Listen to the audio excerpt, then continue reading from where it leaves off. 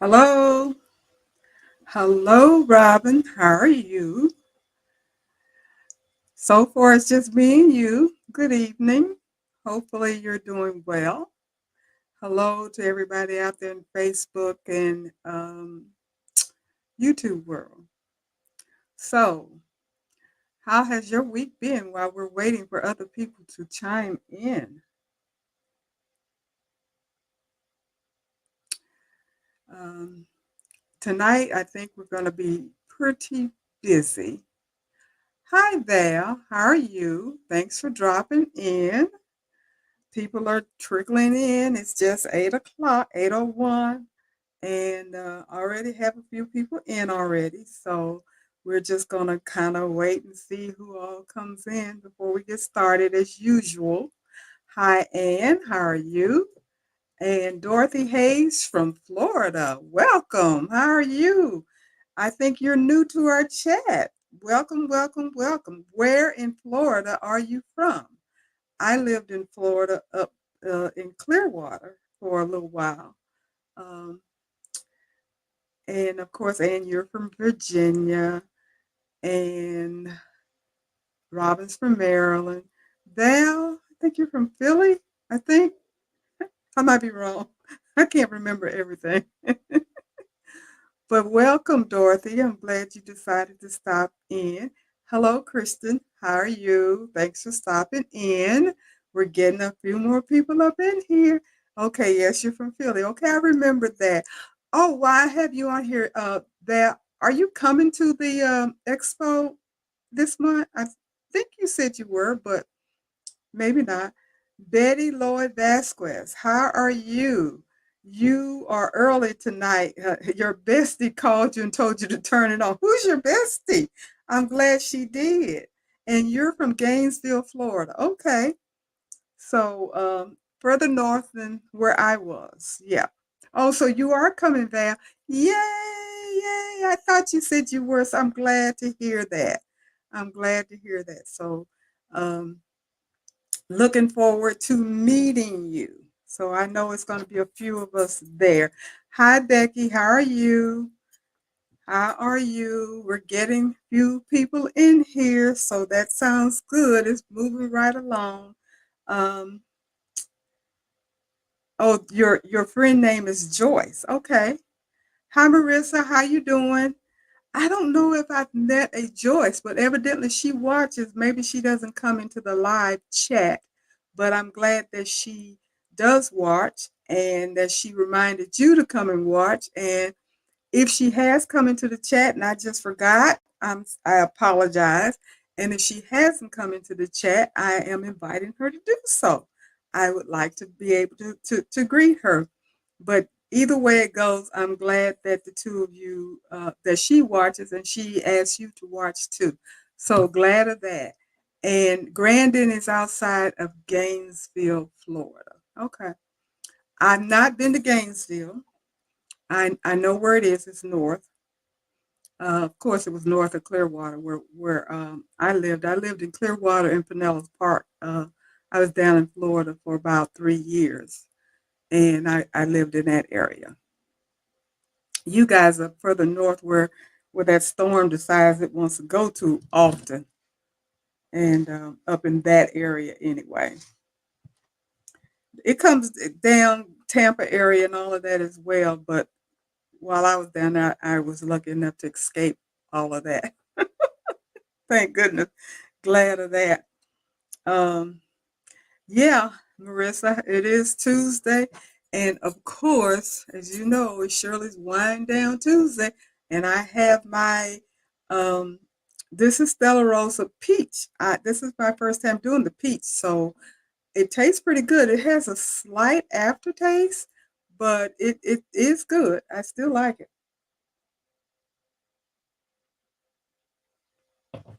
I hadn't had the peach before. Um, yeah, I get that. I think it's the flavoring of the peach that they're because it's very peachy at the end, but it's good. Um, you have your hotel reservation. Okay, perfect, perfect. I think I'm staying. I want to say at the Comfort Inn. I think that's where I'm staying. I know all of the, and I'm talking to you, Val, all of the hotels that the convention recommended had already sold out of all of their special pricing by the time I um, made my move to get a reservation. And so their prices were way too steep for me. I mean, I'm not paying $200 a night and I'm staying 2 nights. I wasn't going to do that. So I decided to try a different route. And I got a room. I'm almost certain it's a Comfort Inn that I will be staying at in Fredericksburg. And for hi Marina, how you doing? Thanks for stopping in. And for those of you, the newer people, Dorothy and Betty, and I think everybody else have already heard us talk about this sewing and quilting expo in Fredericksburg, Virginia, for the past couple of months. That that we're a group of us are planning on going to. So hopefully, it we will have a nice little crowd of my constituents that will show up. Hi, Carol from Montana. How are you? I think you're new as well, and welcome. Hi, Pearl. How are you doing? Glad you could stop in. Oh wow, we got a pretty nice group of people already, and it is still early, so that is really really good. I um I do like to try to give everybody a few extra minutes. Oh, you're at the Hilton. You go, girl. I couldn't swing the Hilton. I looked at the Hilton and I believe it was the Hyatt. And like I said, their prices had gone up so high, I just didn't do that. Hi, Evelyn. How are you? Thank you for stopping by. Glad you could make it this time. I know you didn't get a chance to make it in last week, and you looked at the replay, but that's good. I'm glad you were able to stop in today and get the live. Um, Today, we're going to be talking about useful tips that I ran across um, in regards to embroidery, sublimation, just crafting in general. And as you all probably are aware, I've said this before, I usually get my thought process from looking at stuff on Facebook or YouTube or some of the Facebook groups, and people ask questions or put posting in. And I had actually received an email from one of the designers that I buy things from, and she had mentioned something of, oh goodness, what did she was she talking about? I have her down here listed, and she was talking, I believe, about storage things and stuff, and I thought that was interesting. And then I got another email from um, Jennifer Maker, which I'm sure those of you that do any type of anything with the Cricut machine know who Jennifer Maker is, because she's the queen of Cricut. And I belong to her group, and I get email stuff from her all the time. And she had posted something that caught my interest. And in regards to sublimation, which I don't do a lot of, but I do some of it. And I had heard about this process before, and I'm not going to get into what it is yet because it's part of the presentation. But I got that email and I got the other little notification, and I said, "Oh, I'm getting all these tips and stuff. Why don't I just present the tips?" And then also I got an email from Embroidery. So, and they were talking about information as well. So I was like, okay, that's what I'm going to do for this Tuesday. I'm going to talk about some of the tips and ideas that I gathered over the week and just present it to the group. So that's how I came up with um, deciding to do tips that we could use um, regarding our crafts. So it's 8:09. And okay, Val, you want my email? I'll let me go ahead and put it in here. And we can,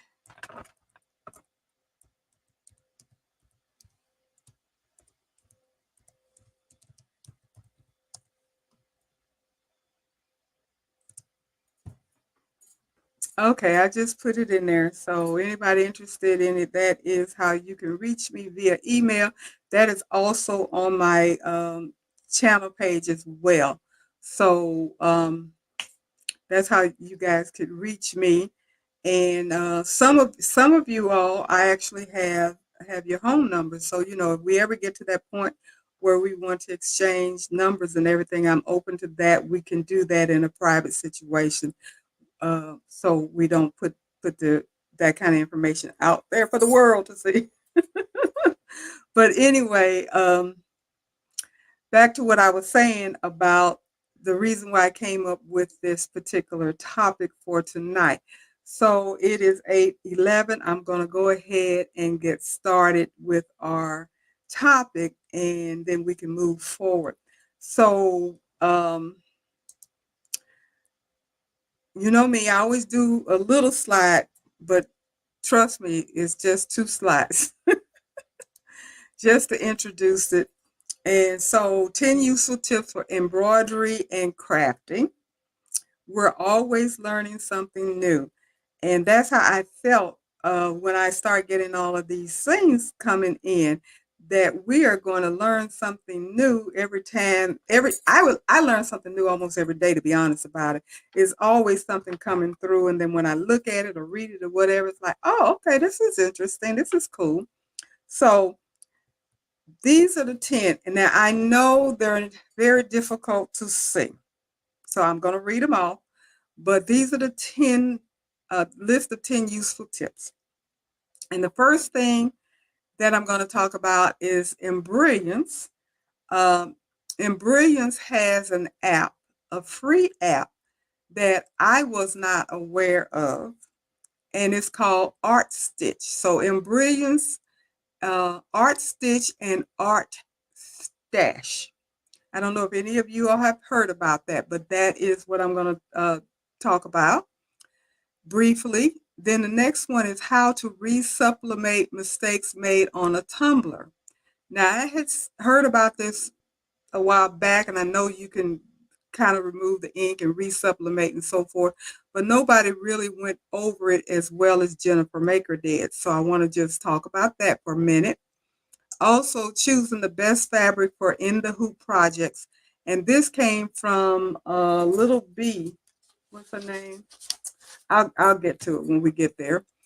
And how to spot a good digitizer, which I thought was really interesting.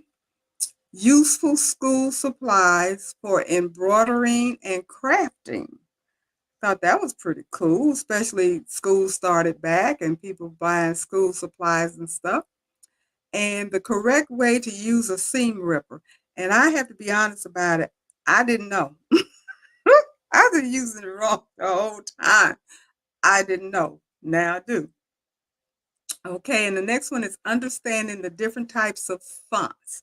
And I got this from John Deere, so a little bit of interesting information from him. And using machine embroidery unique machine embroidery hoop storage solutions, which I think she mentioned several different ways of storing your hoops that I thought were pretty cool. And then I get email from this person every month. Her name is Olga, Olga, from Ageberry, Ageberry. And she has on her website various tips and tricks pertaining to sewing, embroidery, and quilting. And I wanted to just mention her in case anybody's interested in looking it up, because she has so much stuff on her site. And I get her email every month. And the last one, number 10, is 3 tips for using social media for business and growth. So those are the 10 tips that I'm going to go over. And now I'm going to go ahead and remove this and get started on the first one, which is the Art Stitch from Embrilliance. Art Stitch actually is an app that you can use to download designs off of, online to your iPad. Now, I don't necessarily, I have an iPad, but of course I don't use it for that process because you couldn't. I do go use my phone a lot and I will purchase a design from Etsy or Embroidery Library or wherever because I get emails from them and I go in and I look and what have you before, when I'm not necessarily sitting in front of my laptop, and I will purchase something, but then I know I can't download it until I get to my computer. But there are people that don't have computers.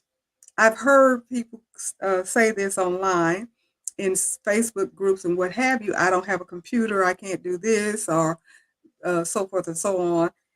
But the mere fact that you can now do it with the Mac intrigued me because I thought about it. I said, okay, if they have created an app that you can use with your iPad, how far away is it that they're going to have an app that you can use with your iPhone or even your Android? Maybe you can do it with an Android. I don't have an Android, so I don't know.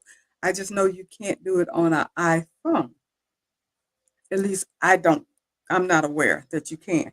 But the fact that you can do it with a iPad, and it says it lets you download, view, convert, which means if you download it in a DST and you need a PES or you need a JEF or you need a whatever, then you can convert it using this app on your iPad.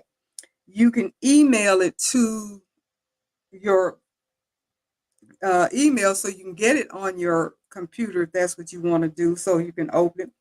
You can air print and send it to your Dropbox if you have Dropbox. Um, the embroidery design on your iPad. Of course, you have to have Dropbox. And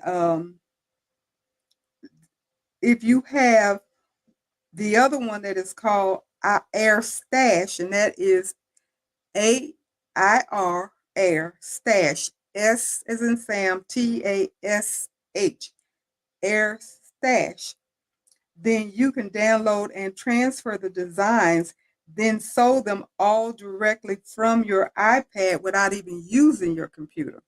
So that takes care of those people that don't have computers, laptops, what have you, or you have a Mac and something that's not compatible with your Mac, but you have an iPad as well.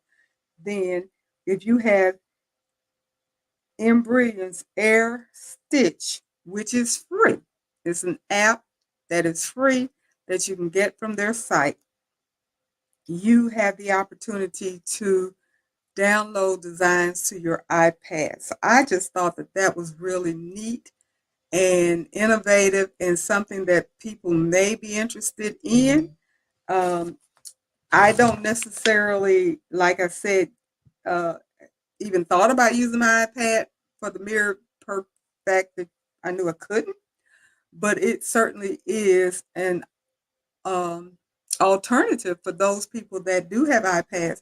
Say, for instance, you're traveling, and a lot of people take their iPads with them because they want to be able to play games or watch TV or look at a movie and not have to pay for it in the hotel and all that kind of stuff. And you got the internet and you can go ahead and use your own subscription you already have and all that. Because see, I have all that on my iPad. I have Hulu and I have watched movies in bed many times and not even had the TV on because whatever the situation I'm in, I'm looking at it, and I have Disney. I have practically everything that I look at on TV on my iPad, and I can look at it on my iPad. So I use it for that. So you take your iPad with you, and you're looking at your email, or you get an email from Embroidery Library or someplace and you see some designs you want. Well, if you got an air stitch, you can just download it and keep on moving.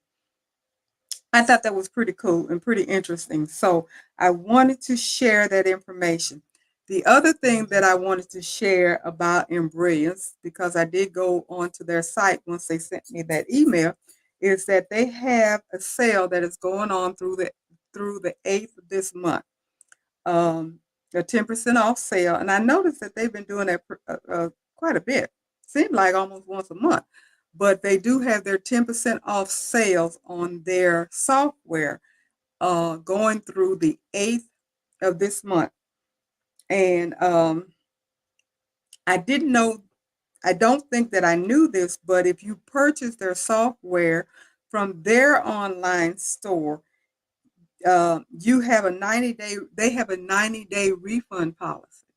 So if you purchase it and you don't like it, it doesn't doing what you want it to do, or whatever the situation may be, and you decide not to keep it, you downloaded, bought it, paid for it so you could try it out, and you said, this is not for me. You got a return policy. And the reason that works, and I understand, is they just snatch your serial number away, makes the serial number invalid. Because when you purchase an Embroidery module, because they all come in modules, if you purchase an Embroidery software module, the only thing that they really do is give you the serial number, which unlocks what's already there. So I can easily see how you can get your 90-day refund on that, because you're not going to be able to use it anymore once they refund you. And I just wanted to give you a little bit of information of how much everything is costing right now.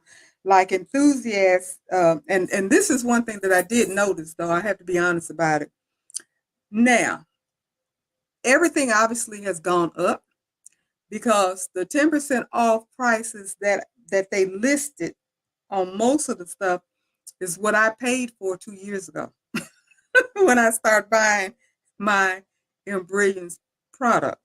Like Enthusiast is going for $179. That's their sale price, because their regular price now is $189.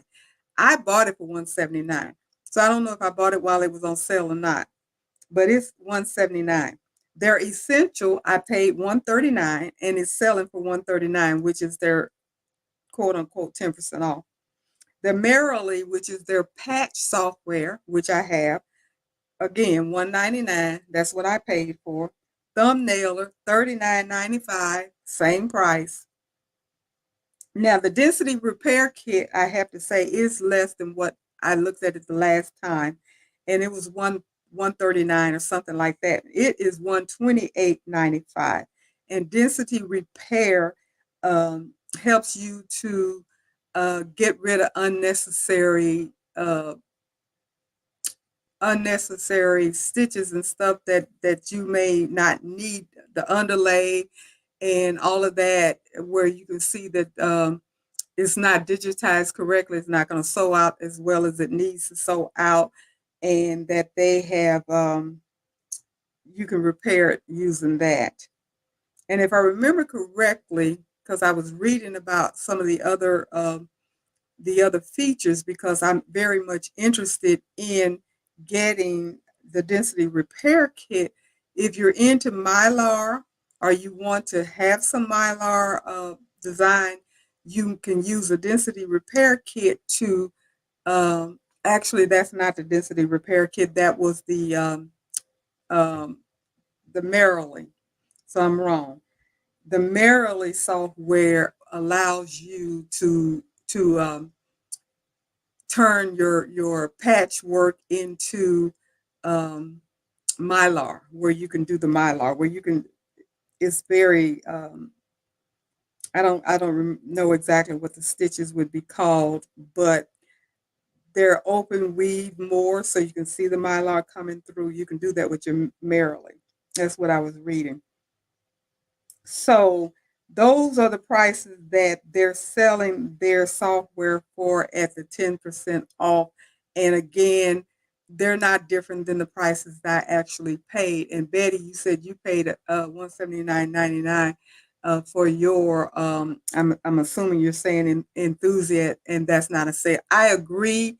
The only reason why it says it's a sale, if you go on their site and you look at the prices that they are quoting on the site now, it seems like every one of them have gone up, which could be the case.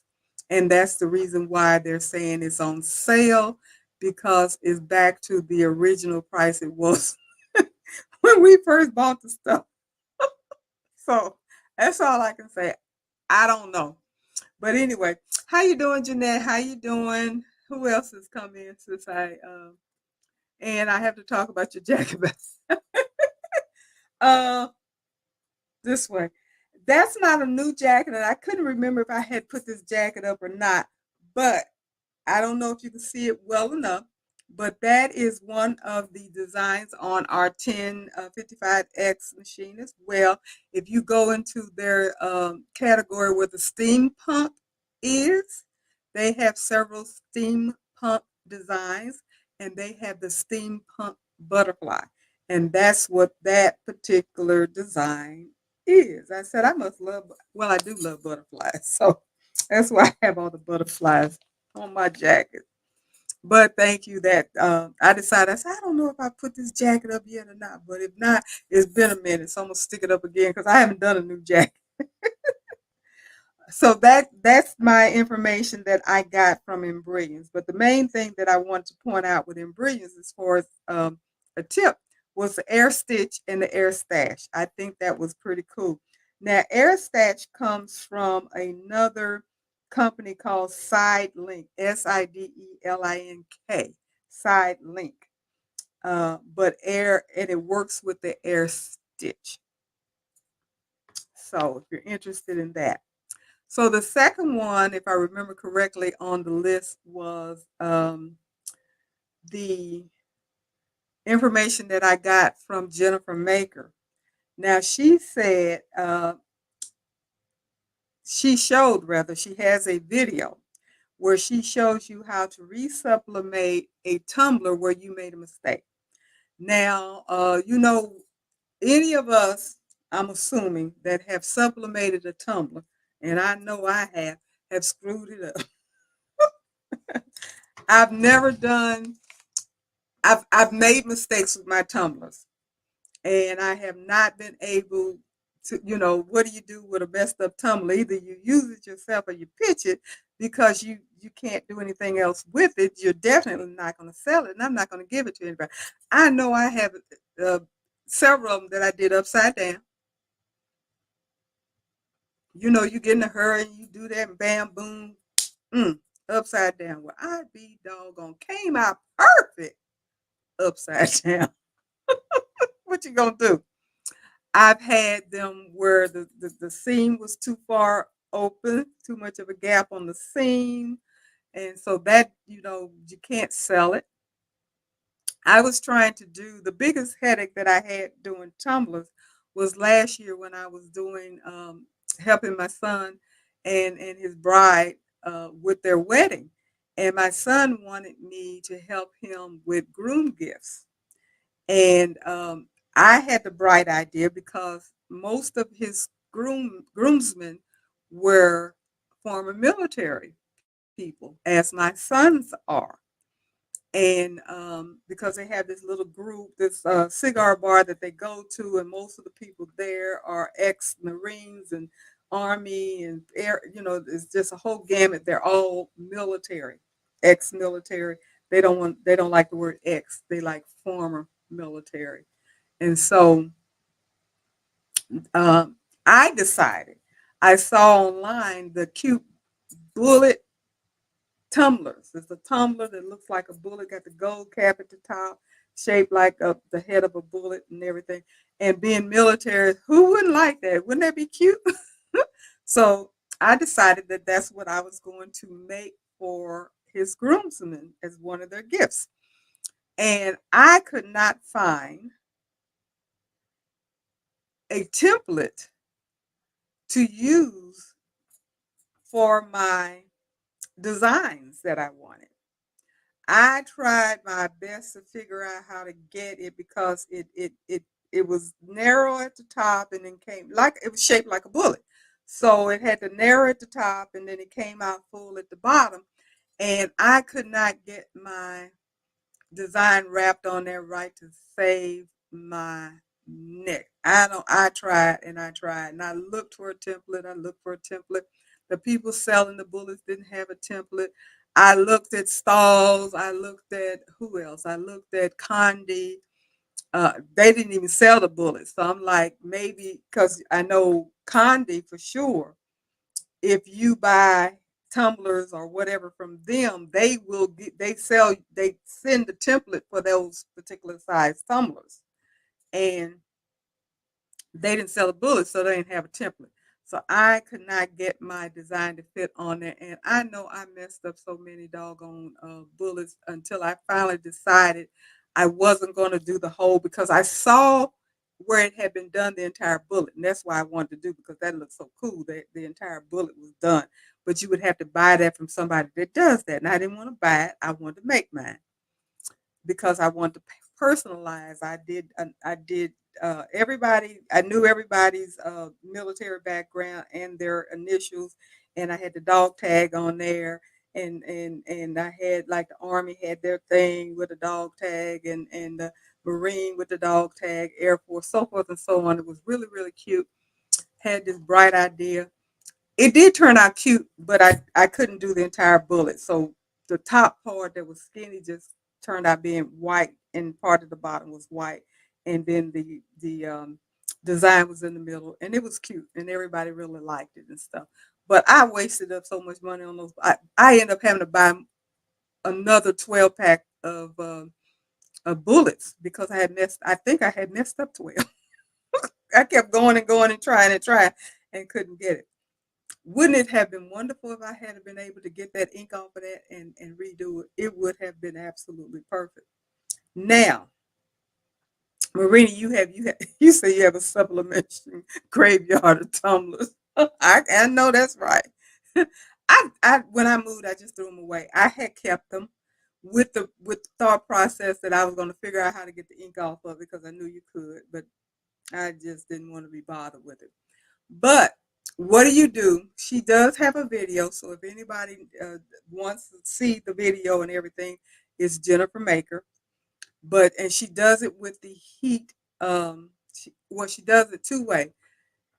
She showed using where there was a small problem, and she used the heat gun, and she just used that heat gun on it real, real close until it turned back white because it was a real, real small um, defect.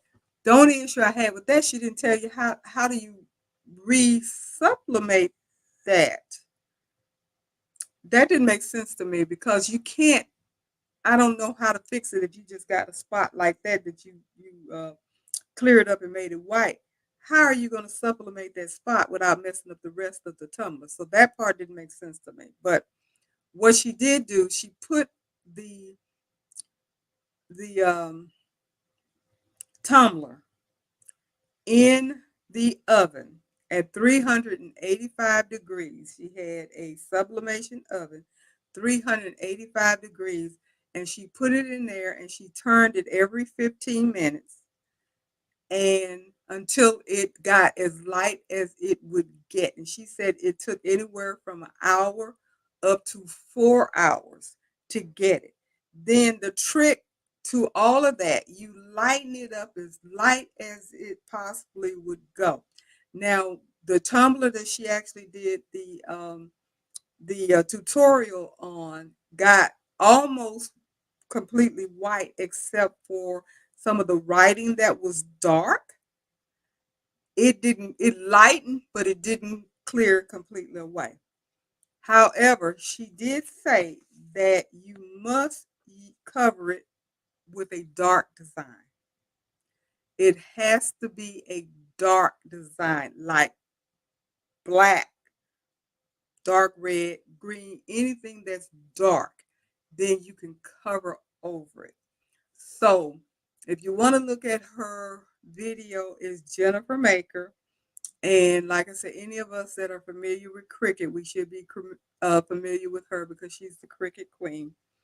But she did move over into working with sublimation as well. So that was her tip, which I thought was good information because that was something that I wanted to do. The other thing that she did say, she strongly recommend that you do it.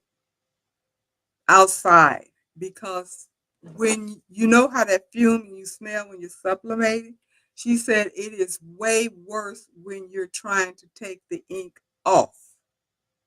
It comes out into the air and is more toxic and the smell is much stronger when you're taking the ink out of the substrate. So she highly recommends that you do it in an extremely well ventilated area, like open your window and turn your fan on, or even better, do it outside. That was her recommendation. So, hi, Linda. How are you? Hi, Mary. How are you?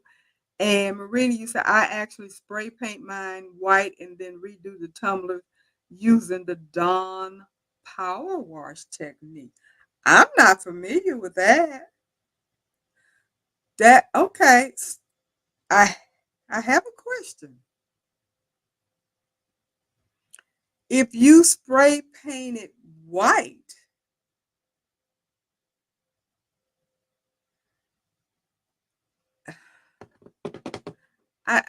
I'm confused. Is the substrate still sublimatable? Obviously, it is because that's how you use it.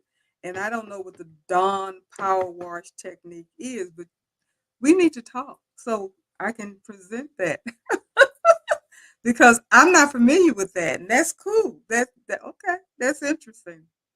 And you say you just sold your sublimation printer because I didn't use it after you bought the Brother Scan and Cut. So why did the Brother Scan and Cut stop you from doing your sublimation? You just didn't want to be bothered with sublimation anymore. I'm assuming.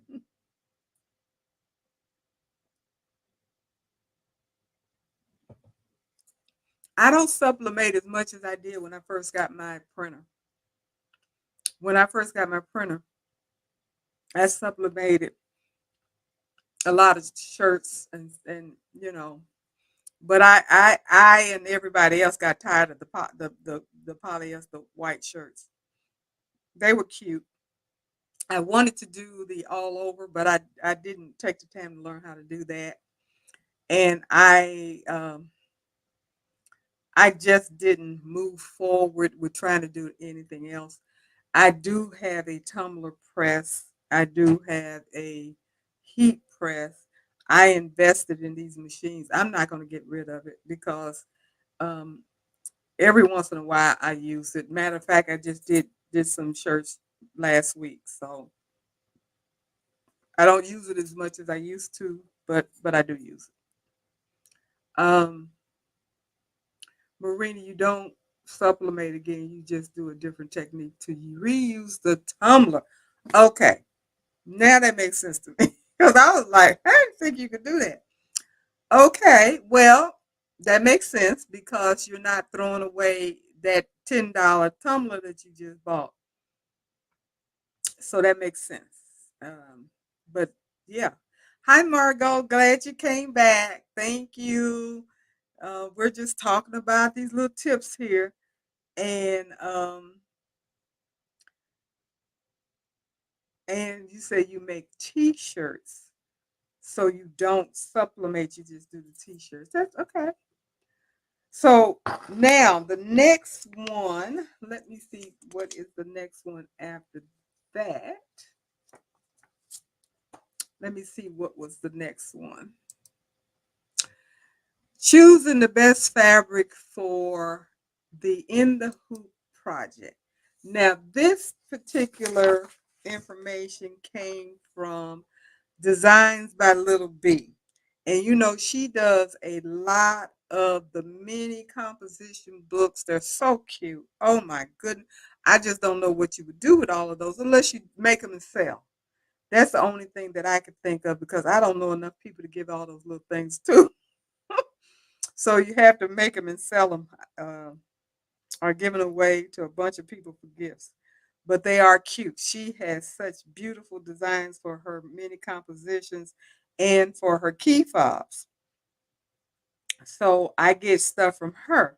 And she's talking about um, the best fabric for in the hoop designs and mainly specifics to what she does, but Also, the way I took it is any type of in the hoop designs that you may use, you need to make sure that you're getting the right fabric. Now, I have made quite a few in the hoop purses, and because I did 5 or 6 of the disorderly thread purses, and I made all of them out of cotton, mostly using fat quarters because I had bought a lot of fat quarters when I was doing masks, and so I had the fabric available to do the little in the hoop purse, or either I would go to the fabric store to Joann, and I would get a half yard, quarter yard, or whatever. I never rarely would get a whole yard of fabric for um, any of my in the hoop, but I use mostly cotton. But also, just like she suggests, embroidery vinyl, faux leather or synthetic leather or PU leather, which is polyurethane, are fabrics that she is suggesting that you use to make her designs with, which again, like I said, are a lot of key fobs and those cute little mini composition book covers. And she also mentioned, Joann, or you can get them off of Amazon, even in Walmart. But she says that, be careful when you're buying the stuff from Walmart that the materials usually cheap, especially cork, because she mentioned cork. And I have bought cork from, I want to say I got my cork from Joann. I'm pretty sure I got my cork from Joann. I do know Walmart has cork, but I haven't bought any. But I did get my cork from Joann, and cork is expensive, as she mentioned. But since you don't need a lot, you can definitely save money. So she's saying, don't let the price scare you because you can buy a quarter of a yard, a half a yard, a third of a yard, and it will last you a long time if you're doing like key fobs and stuff like that, which the first time I ever saw any cork being used for embroidery at all was being used to make key fobs, and I thought they were so cute. And this young lady was selling them on Etsy. Um, she also mentions that, what else is she saying? You can get prints, solids, embossed leather to make some of those whatever actually in the hoop, because I bought some embossed leather to make some purse with, and I haven't used it yet, but I know it's going to be absolutely gorgeous. The only thing is you don't put the designs on it. Whatever you're making, if you're using that faux embossed leather, the embossment is already the design. So you don't need to add anything else to it. You just go ahead and do the stitching to put it all together, but you don't add any kind of design to it unless maybe a small initial or something might be appropriate, but you definitely don't do the design that may come with your design that you bought for the purse or mini book or whatever it is that you're going to be making, because the embossed is already beautiful itself and you don't need to add anything to it, and it is faux leather. Now at Hobby Lobby, which I have found, for me, from what I have seen, because at Joann, they have a lot of marine vinyl, which you use for embroidery, but there is expensive. At Hobby Lobby, the price is more affordable in my area. And I never buy a yard. I buy a half yard, a quarter of a yard, depending upon what I'm going to do. But even if it's $15 a yard or even $30 a yard, if you're only buying a quarter of a yard, then you're only paying what 750. So it's not like you're spending a lot of money out of pocket. It's expensive, but it doesn't mean you're spending a lot because you're not getting the whole yard. So don't let the cost of something that you see that you like, that you want to make something in the hoop out of, deter you from getting that beautiful piece of faux leather or whatever else you're going to buy, um, because the price is too high. I remember wanting some African print, and I went to Joann, and every piece they had was $30 a yard. And I was like, why? It's just cotton, just like the rest of this material. Why is it $30 a yard? Because they can sell it for $30 a yard because it's hard to find anywhere else, so they can mark it up. Because I know it didn't cost that much to get, but that's what they'll tell you. But I got what I wanted because I knew I wasn't going to get an entire yard. So I got what I wanted and was able to do what I wanted to do with it. With a half a yard, quarter of a yard. I don't remember what I bought, but I know I didn't spend $30. So I was able to get what I wanted. And so that was what I wanted to tell you on her. Because like I said, I already mentioned the cork, the embossed leather, the vinyl. She talks about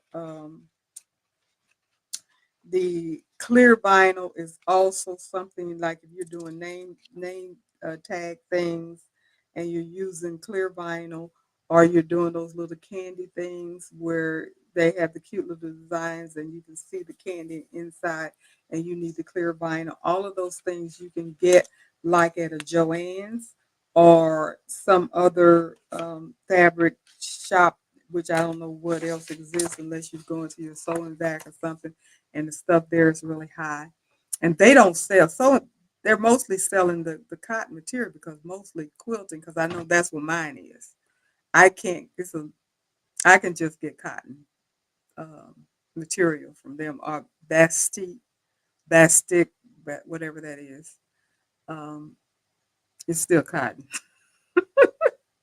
And, but you can't get a lot of variety of fabric from a sewing back store, at least not around here. So you're kind of stuck with a Joann or a Hobby Lobby or a Walmart that I've seen since I have been doing embroidery. That's the only places. Now I remember back in the day when I used to sew, they had Hancock fabric, Joann fabric. They had lots of different fabric stores that you could go to and get all kinds of fabric. But now I don't know if they have anything but a Joann. Does anybody else know? Unless you go to a private boutique type place. And usually they're limited at the variety of fabric that they sell. You may not be able to get any faux leather or marine vinyl or faux fur, which I've gone and looked for, or even your canvas. You might want to do some patches and stuff, and you're looking for canvas and stuff like that, upholstery furniture material, and you can't find it. So because they only go for what you use for quilting. Carol, hi, how are you? And you said I get Joanne Marine vinyl with the 50% off coupon. Yes. And Linda, Walmart sold more types of fabrics too, better than it has now. Yeah, they're getting better. It's still a lot of things they don't have, but they are getting better than what they were. They're still, I see them as being kind of limited though. And they have the same stuff. I went in there a lot during the pandemic, bought a lot of their fat quarters. They don't have any other fat quarters. They're all the same. And even when you look at their rolls of their bolts of fabric, they're the same stuff I looked at a year ago. I don't see anything new. I don't see anything different, nothing exciting. and it's just boring. And even my Joanne that's near me is a small Joanne, and they're pretty boring too. I have a better selection at my Hobby Lobby. So that's kind of where I go. Joanne, Hobby Lobby. I'm between the two of those places, depending upon what I'm looking for. Um, so what else? Linda, you were saying most people who do the power washes use an epoxy. It's a beautiful technique. Yeah. Um, I gotta look into that. I think I saw something about using epoxy and or either that glitter stuff she was talking about. She also mentioned you could use that the glitter stuff that you put on and she mentioned something about epoxy, but whatever else that alternative that she used was very beautiful. But she didn't say anything about power wash. So that's interesting. I have to look that up and find out what that is. And thank you, Linda, for reminding people to hit the thumbs up button because that is very, very important. Thank you. I do appreciate that.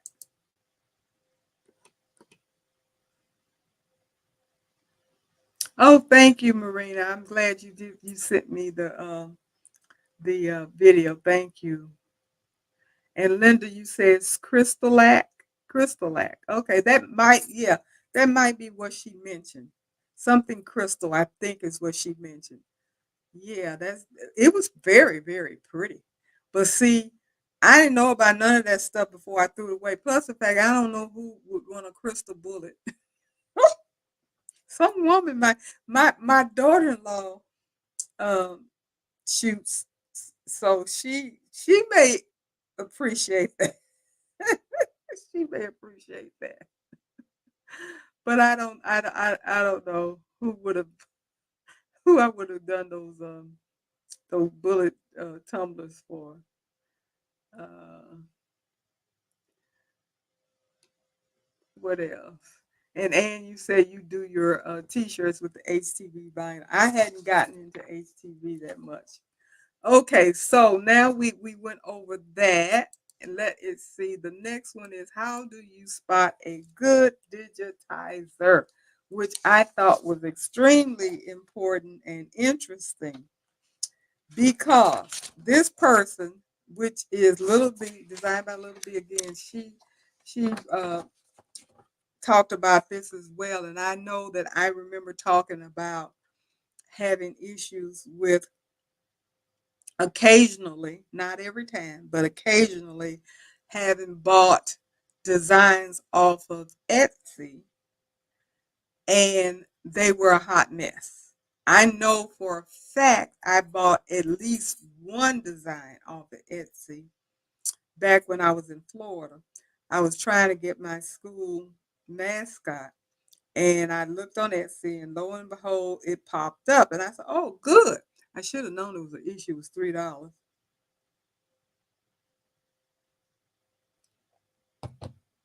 That thing had to have been auto digitized. That was the worst stitch out I had ever experienced ever in my whole entire experience of embroidery. It was horrible. It was absolutely horrible. And I didn't get no money back. And I did report it, but I didn't get a dime back. And that person just needed to have just taken gotten off Etsy. How dare you? How dare you? How dare any digitizer that's doing auto digitizing put their stuff up for sale? I just think that that is highway robbery because we already know that auto digitizing is iffy. It may be good, it may not. I've not seen anybody say anything good about auto digitizing being something that you can rely upon to do as a business. Now, our machines back here does some auto digitizing. you can buy software like Willcome Hatch. You can do auto digitizing. There's quite a few stitch artists. One of the stitch artists level.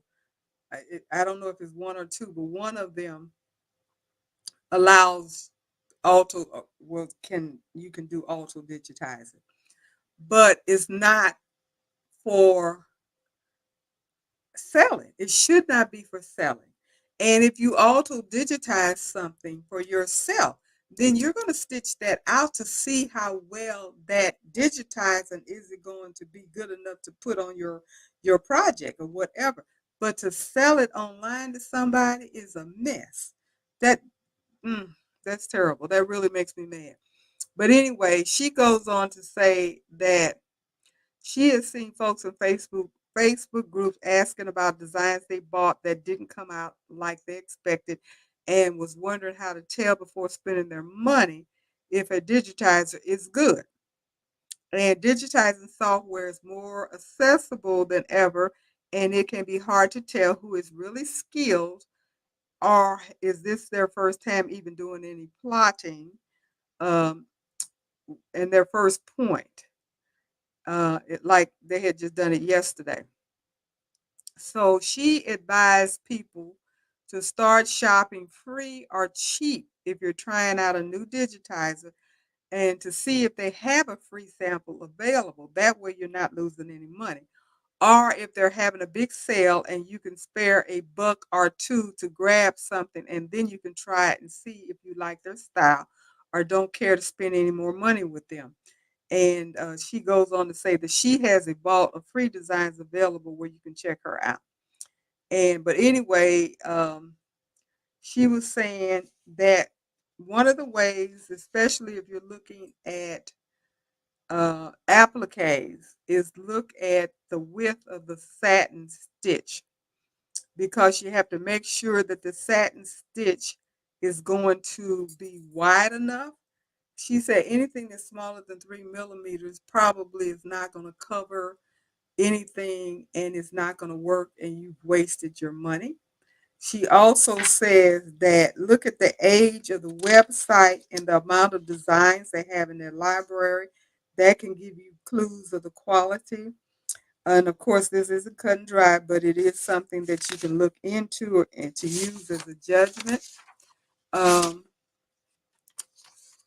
and she said usually if a digitizer or a design store is what I call them, has a huge excuse me, a huge library, then they probably are pretty good because they have had the encouragement to keep doing it and they have pretty may have good quality.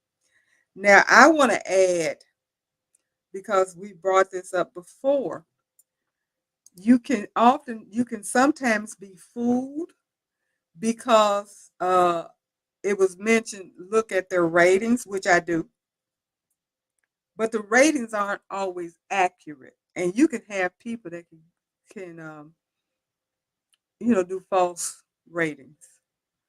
You got enough friends or whatever. I look at how many sales they've had. Like if they've had in the four figures, like 4,000, 5,000, on up sales, then that to me is a good indication. I try to go into their site, their store, and see what else do they have available and what that looks like to see what their library looks like. And I don't rely on the ratings as much as I used to or the reviews because I've seen reviews that looked um, repetitive on different ones, like somebody does that for pay or whatever, because the wording is exact same. And sometimes you want to buy this particular design, but when you look at the review, it's talking about a totally different design than the one that you're actually trying to buy. And I was like, well, that doesn't help me. I mean, you might be trying to tell me that the designer itself does good product, but that doesn't tell me that you bought their design and that particular design that I want to buy stitched out well. I do like looking at the ones that have taken a picture of the design that I'm interested in buying, and they've taken a picture of what they made with that design and put it up there where you can see how it's stitched out, what it looks like on their product that they stitched it out on. I like to look at that, but I try, unless I'm looking for something specific, I try to stick with the same people because it really makes me not happy when I buy a design and it turns out to be crap. That I don't like, especially if I paid more than $1 or two.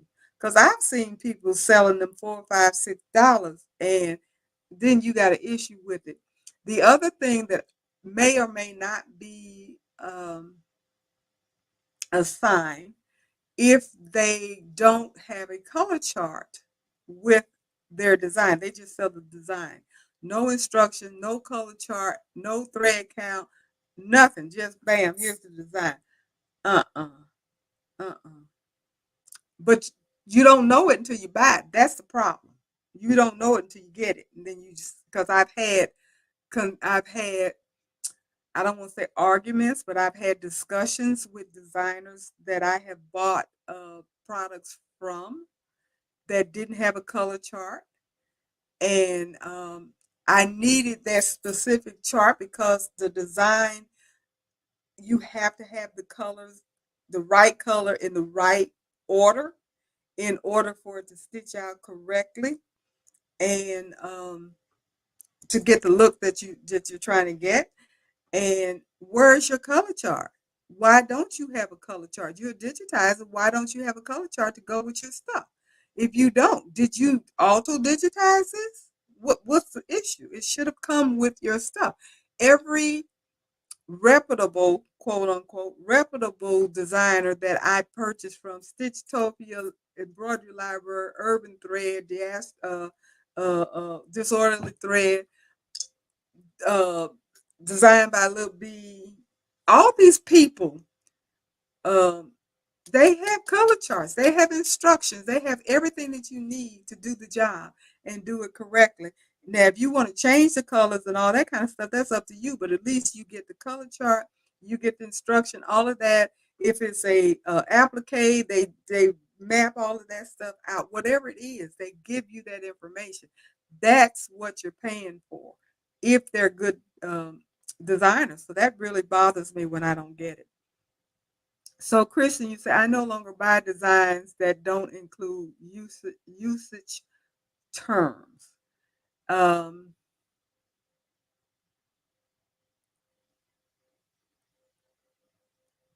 okay, what am I looking at? It took me a while too before I tried. I just watched the video. I want to do rug tufting, so lately I have been letting tufting videos put me to sleep. Okay, Kristen, you say you no longer buy designs that don't include usage terms.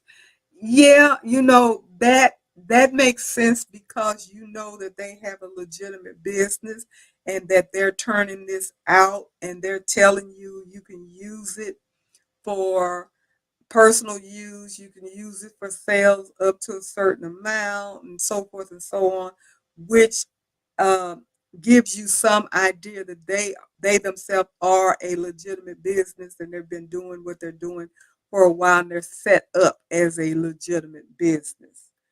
Uh, but yeah, that makes sense. So some of those things are what you need to do. And she said, as a bonus tip, after you buy your design, you can go into Embrilliance and click the Stitch Simulator at the top of the window. And Embrilliance is not the only software that has the Stitch Simulator, but those of us that use it are familiar with that. And use the slider that comes up just under that button and just look at what the design does. Is there a placement and tack down? If this is an applique, What are the lengths of the satin stitch that are supposed to be covering the fabric edge? And that information is just under the slider. And you should see the measurement property, and one of them says length. And if you are dealing with a design with a satin stitch meant to cover an applique fabric, if it is less than 3 millimeters, run away from this design. But it's too late. I mean, you cannot use the design, but you've already paid for it.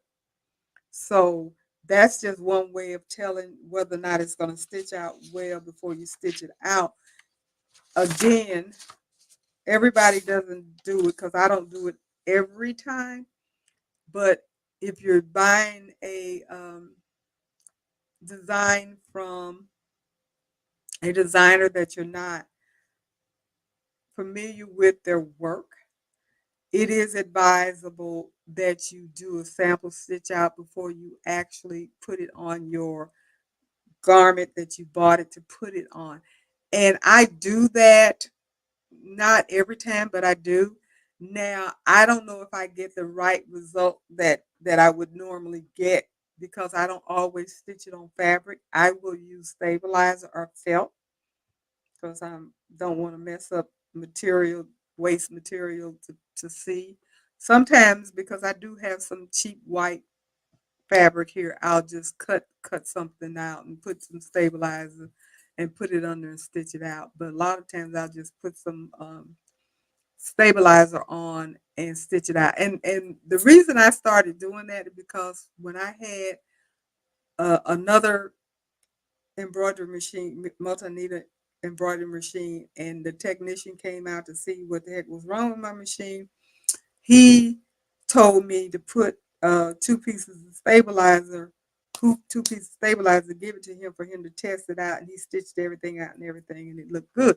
And I said, oh, okay, so that's a cool way of doing stuff to check out and see if your design is going to stitch out well. So I picked up that habit. That's how I start doing it like that. But that's just what I do.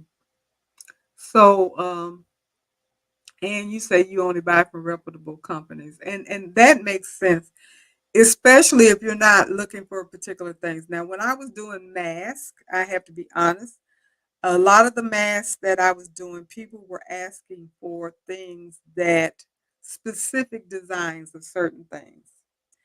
And I would go online, type that in, and see if I could find that specific design. And then I would buy it, stitch it out. And I was very lucky because I only had one or two problems with how it turned out.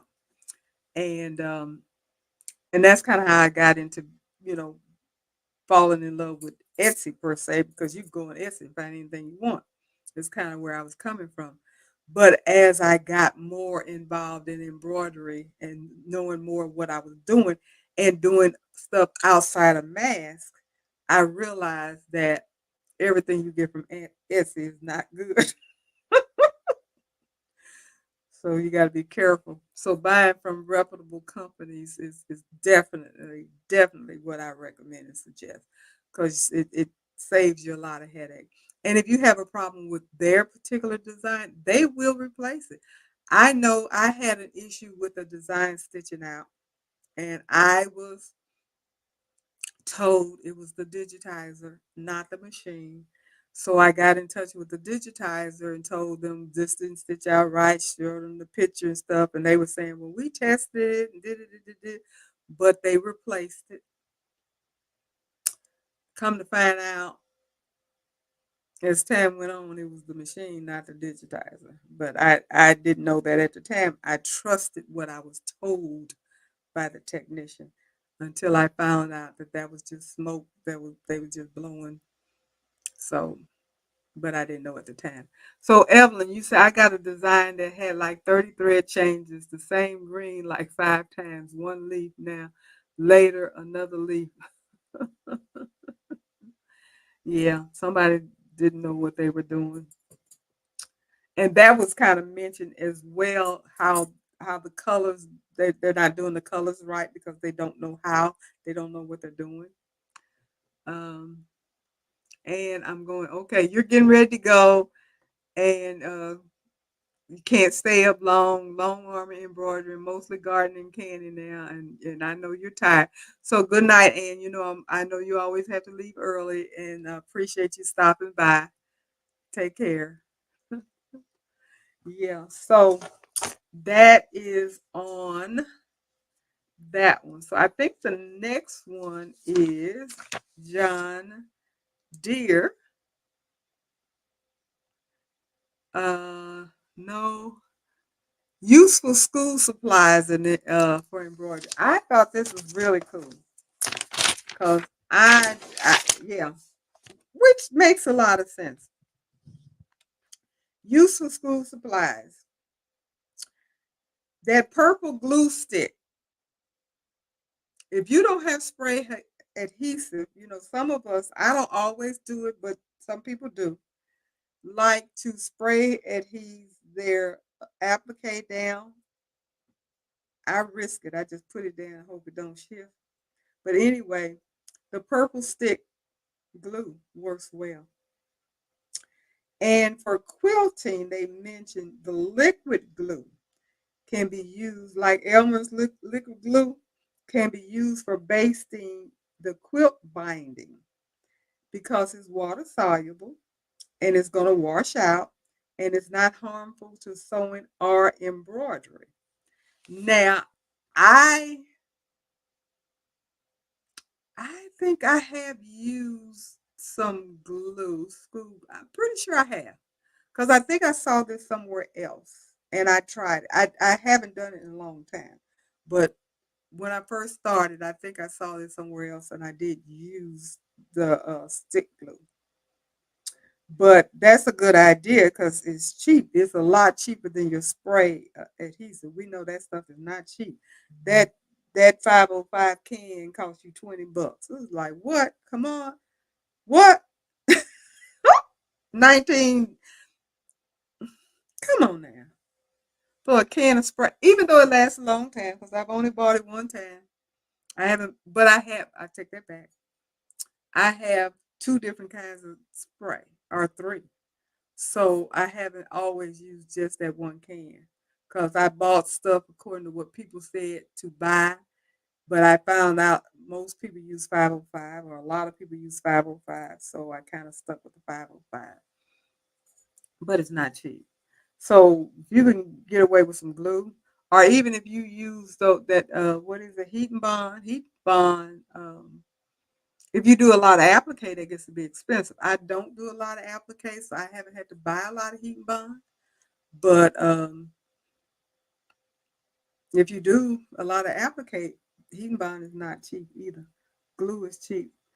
Um, the other thing is page protectors for your binders to put your color charts in. I have a whole big stack of them, and I have always said that I was going to organize and put them together and all that stuff because I do like to print out my color charts.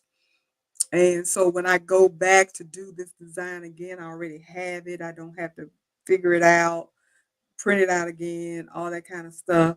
And so I like to print it out. And I started with the organization. I was doing really, really well. But when I started getting greedy and getting so many designs so quickly and stuff, it just grew and grew and grew. And I've gotten so far behind. I do need to take a week and get that stuff together. But page protectors, and I haven't bought this in a long time. I haven't bought any since I had my office when I was in St. Louis, and I was working as a I think when I had my own, anyway, when I was in St. Louis, and I bought the big thing out of Sam's, and you got like 100 or 150, I don't know how many page protectors and stuff, and made it economical.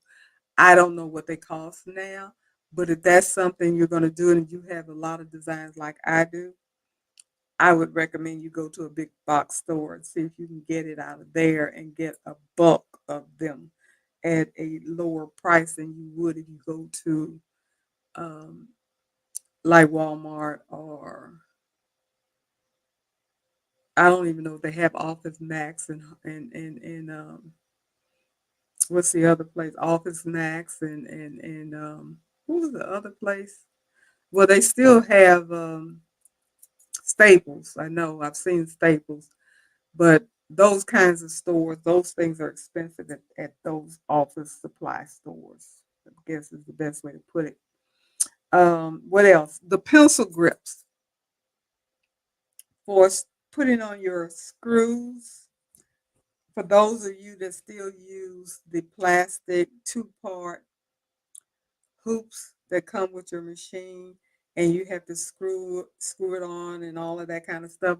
Now I bought some when I first started embroidering because they were hurting my hand and everything, and I didn't like them because they didn't grip well enough and they would just twist, but you're not tightening the thing itself.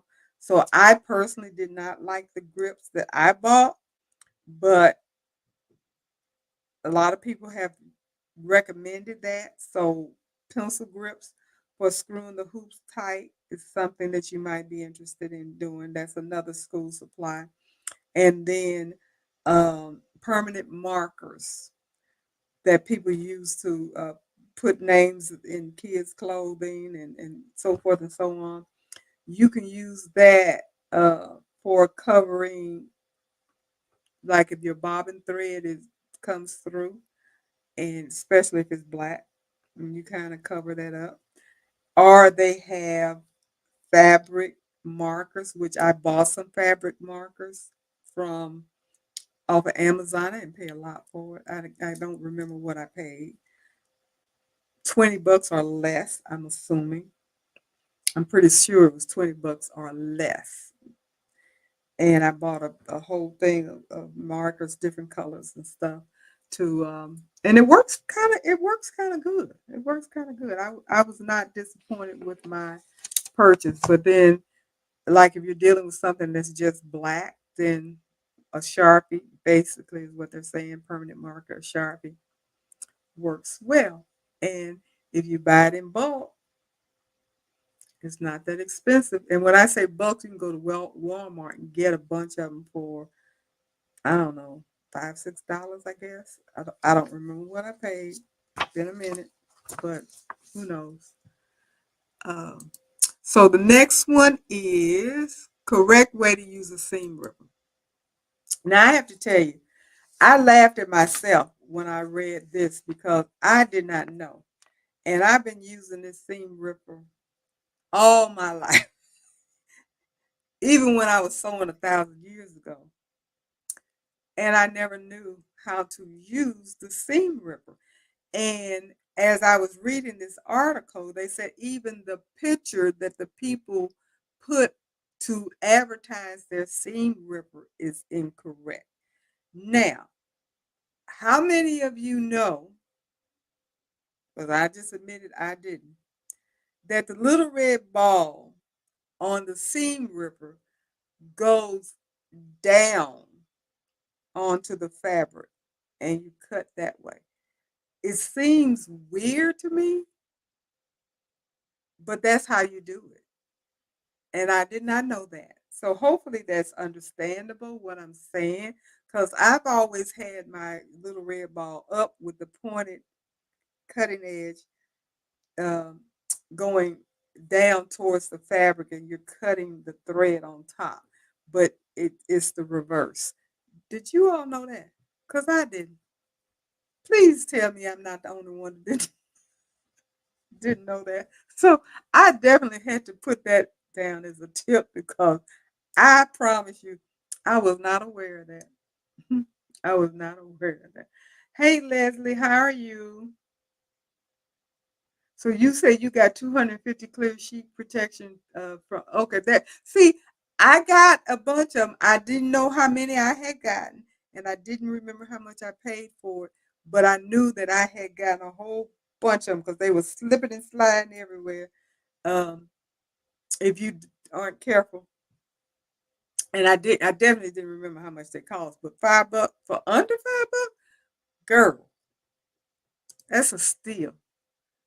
That that's worth anybody buying to have forever and ever whenever you need a sheet protector, bam, there it is. You got it. Just stick it in the carry and use it whenever you need to. But okay, Robin, and you do quips, and you say you did not know. I honestly did not know. I I was like, you have got to be kidding. I've been doing this wrong all these zillion years. I took up sewing in um, junior high. I think was when I first took home economics in junior high. So that was my first introduction to a seam ripper. And I do not recall being told that was how you used it because I have never used it that way.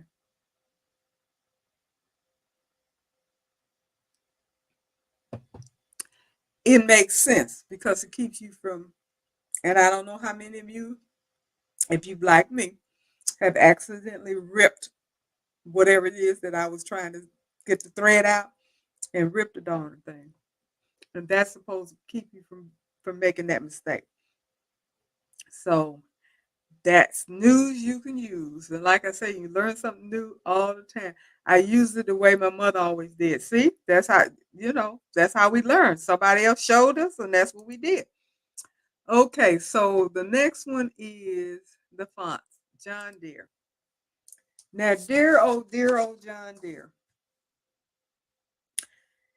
If anybody is familiar with John Deere, if anybody is familiar with Wilcom Hatch, I think this is native to Wilcom Hatch. I don't know this for a fact, but ESA fonts. And ESA, which I didn't know, stands for Embroidery Specific Alphabets. E, S as in Sam, A. Embroidery Specific Alphabets. And he says they are the most advanced and customizable type of embroidery fonts available because they are native style fonts. They are the gold standard in commercial embroidery. Unlike file fonts, ESA fonts aren't just finished designs that have been assigned a keystroke. Instead, they're node-based objects, just like you're doing a digitized design, built into your software that can be customized almost any way you see fit. Being 100% object-based, they can be resized, reshaped, and have their digitized properties altered. The stitch count, underlay, stitch type, etc. at the click of a button based on the fabric type you'll be stitching on. Now, ESA fonts are native, as far as I know, to Wilcom Hatch.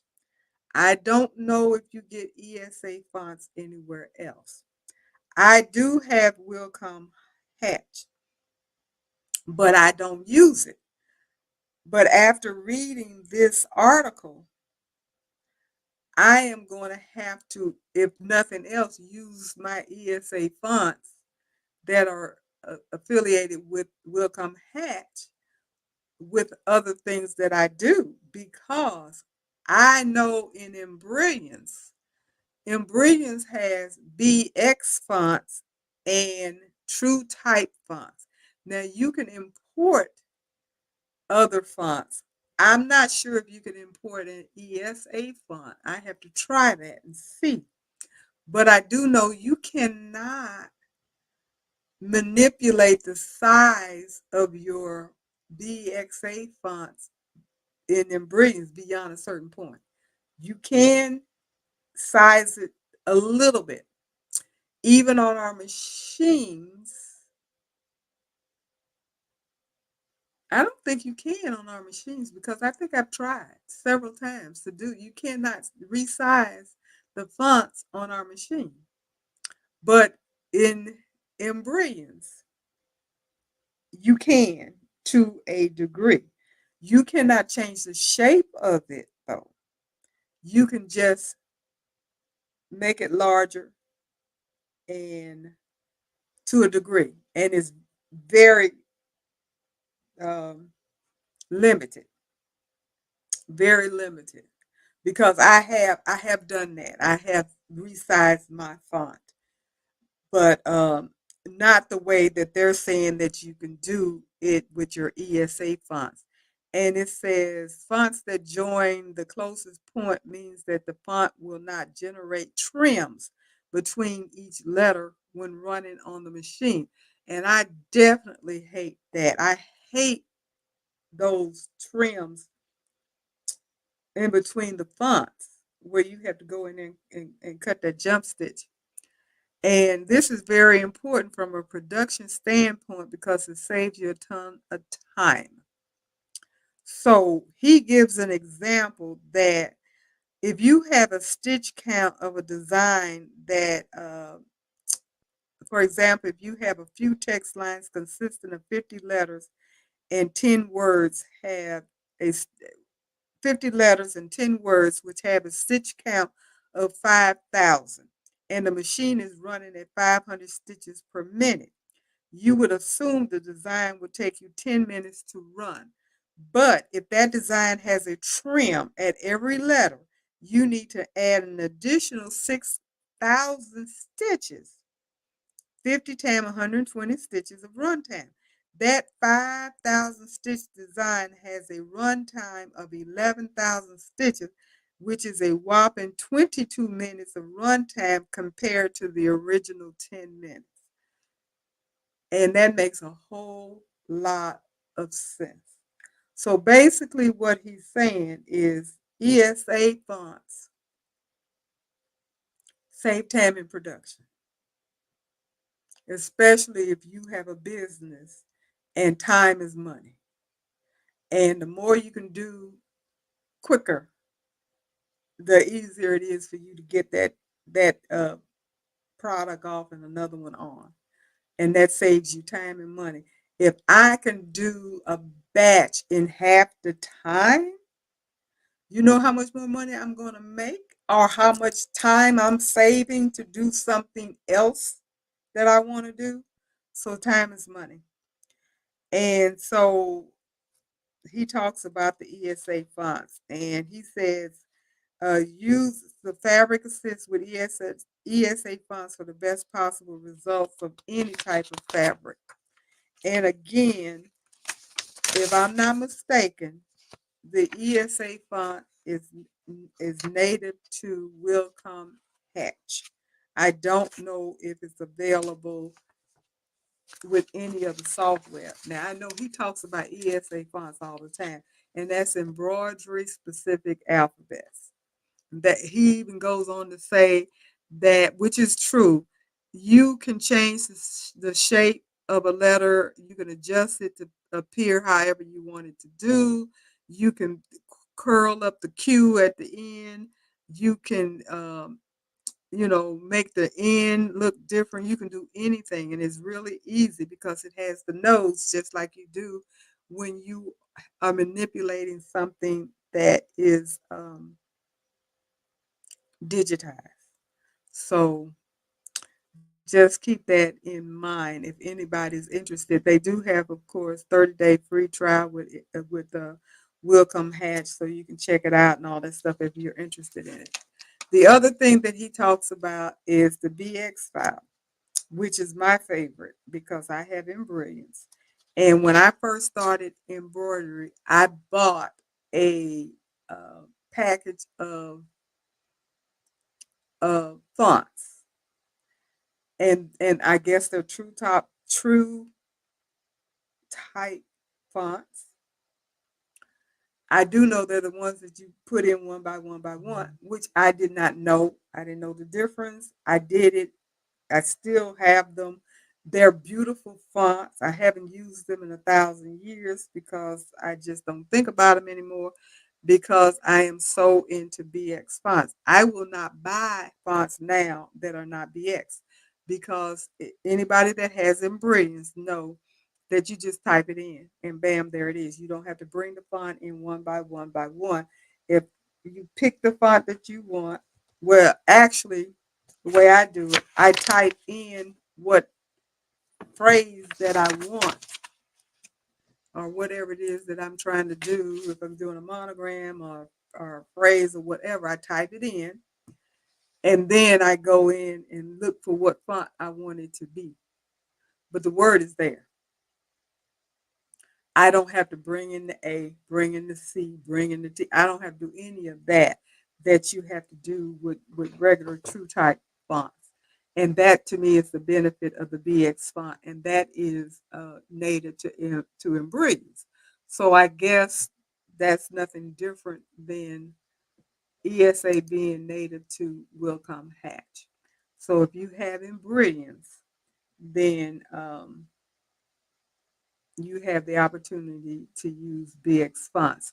Now he does say, what does he say?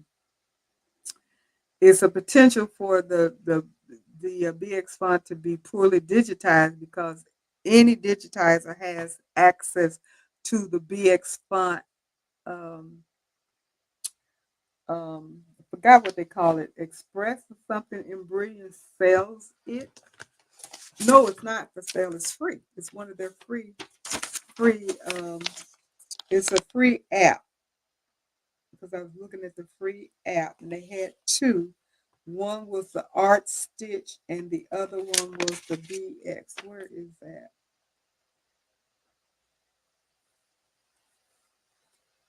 Express BX font.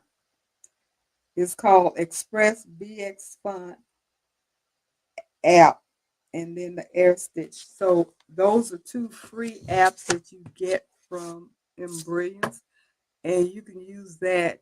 Those people that know how to digitize and make font can use the Express BX font app and change their fonts into BX fonts and sell them because most of the fonts that I buy have all the different formats, and BX is one of them. And like I said, if I buy Stitchtopia is a perfect example. If I buy a font from Stitchtopia, they're going to have DST, PES, JEF, uh, whatever, and they're going to have BX. And I always pick the BX because that's all I want. I don't want the other ones. I don't use them. But again, he says, especially if you're not buying from somebody reputable, they could not necessarily be done very well because they can't auto digitize them with the BX Font Express. He does go on to say that Wilcom Hatch has created a native BX font which allows the BX font to be able to be manipulated just like the ESA font. And they currently have, Wilcom Hatch, over 40 of the native BX fonts available. I don't know if they're free or not. Probably not. I was not a well. I have to check. I have Wilcom Hatch. It should be free. It should be in my. I would assume it's in my software. I don't know. I have to check that out. So the last one he talks about is just the straight up stitch file font, which is the oldest form of fonts, and it's like your true type font, and that's what most fonts are if they're not BX or if they're not ESA.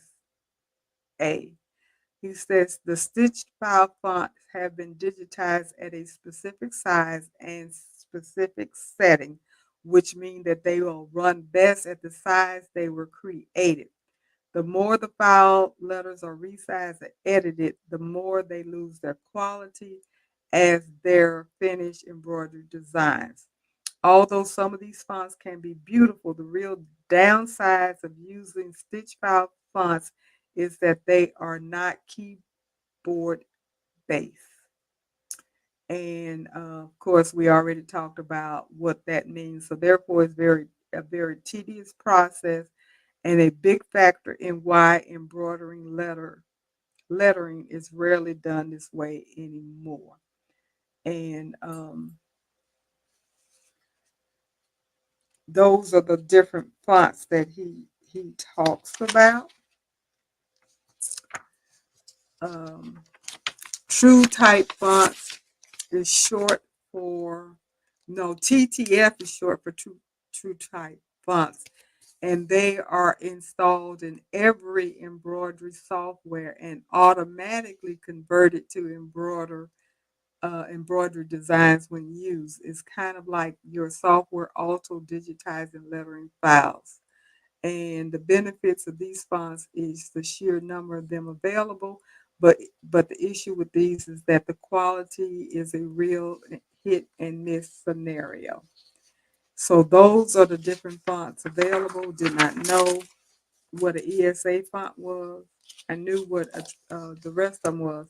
And he had this list of the softwares and what type of fonts are in them. In the Hatch software, they have the ESA and the True Type fonts. Willcom, which I guess is different than just Hatch, has ESA and True Type. Janome V.5 embroidery software has ESA and True Type fonts. The Brother PE Design software only has True Type fonts. Bernina software, True Type fonts. Masterwork 3, which I don't know what that is, True Type fonts. The Dime embroidery software, True Type fonts, which I was aware of with the Dime stuff that I have. They are True Type fonts.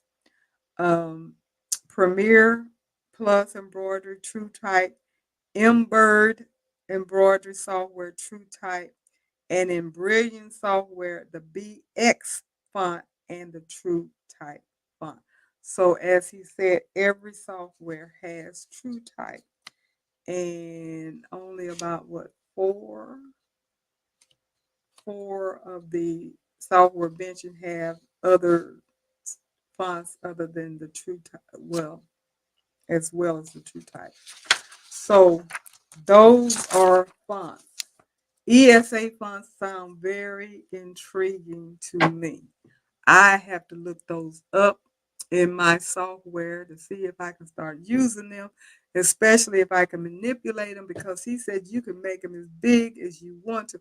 I mean, we go out online and look for something that is 7 inches, 5 inches, 4 inches, and stuff like that if we're looking to make something big, because the fonts that we own, we can't make them that big. So we have to go and buy them.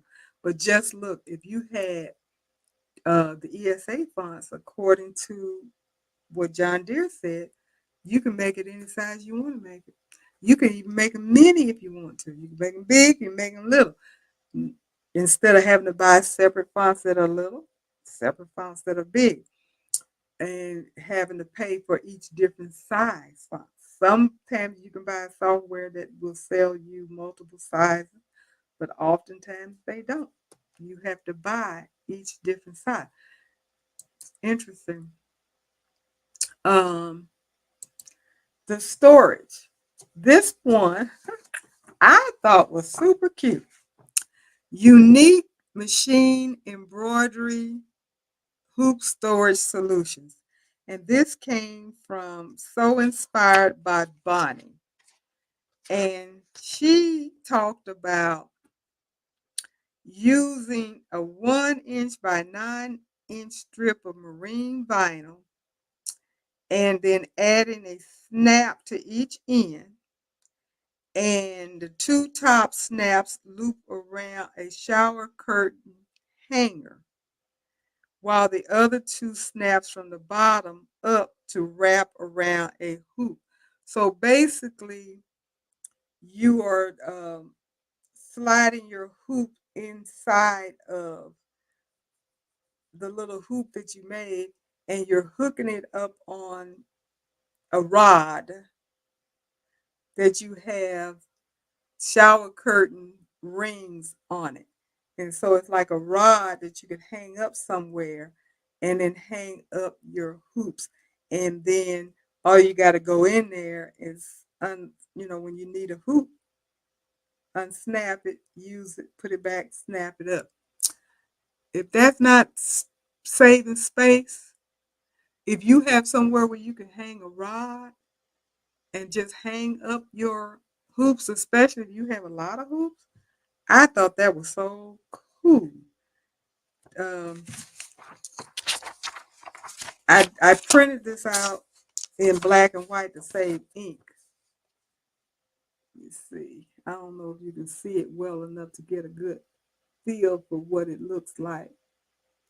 I don't know, but anyway, I thought that that was a cool idea. And of course, I think all of us are familiar with the pegboard because I've used the pegboard for my hoops as well. So that's another idea for hoops. I think everybody's aware of that. But this one, this is a plate rack. You know those cute decorative racks where you hang up cute little decorative plates? A plate rack. Isn't that interesting? I never would have thought about that. That's one. And the next one is a key holder. You know how I had one where I hung up my dog's leashes and a bag where I put her poop bag collection in because the bags were free. So I would always pick up a bag. I would take a bag, pick up a bag. So I always went out with a bag because I didn't have to buy them because they were free in the apartment area. But I would always collect a bunch of them, so I had to have something to keep them in. But anyway, I used a key holder that you put on your just kind of hang up on your wall, and that's what she said would be good for your hoops. Good idea. And of course, a drawer. Now I've seen the drawers before. I've seen hoops and drawers. If you're lucky enough to have something that has drawers in your room. The other thing which I thought was kind of cool, this is a Christmas wreath holder where someone has their hoops on. And I think that was it. Oh, no, it's not. The last one, can you figure out what that is? That is a file separator. You know how office supply you have these things that you put the slots for your files. Well, you can just put your hoops in there. I like that. I like that a lot. So that is really cool.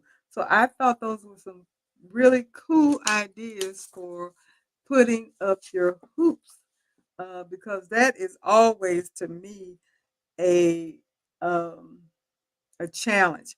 Now I have luckily all of my uh, mighty hoops on the side of my cart because it comes with the hooks.